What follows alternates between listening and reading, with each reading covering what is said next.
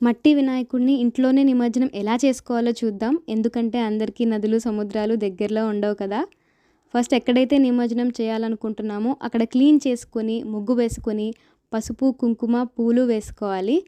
ఇప్పుడు మనం ఏదైనా ఒక పెద్ద పాత్ర కానీ, టబ్ కానీ, బకెట్ కానీ ఏదో ఒకటి మనం గణేష్ విగ్రహం సరిపోయేలాంటిది తీసుకొని దానికి పసుపు, కుంకుమ రాసుకొని వాటర్ ఫిల్ చేయాలి.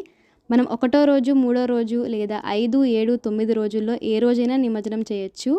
మన గణేశుడిని దీపారాజన చేసి నైవేద్యం పెట్టి వినాయకుడిని కదపాలి. నిమజ్జనం చేసే వాటర్లో పసుపు, కుంకుమ, గంధం, అక్షింతలు, పూలు వేసుకోవాలి. ఇప్పుడు మనం వాటర్ కదుపుతూ పుణ్యనదుల పేర్లు చెప్పుకోవాలి.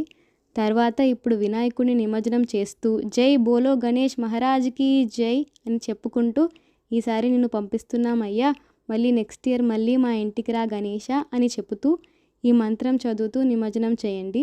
శ్రీ గణేశాం ఉద్వాసయామి శోభనార్థం పునరాగమనాయచ. ఇక్కడ అటాచ్ చేశాను, అది చూస్తూ చదవండి. తర్వాత ఈ వాటర్ని మీ మొక్కలకి పోయొచ్చు, లేదా ఈ వాటర్ని మొక్కలకి పోసి ఆ మట్టిలో ఏదైనా సీడ్ పెట్టి మొక్కను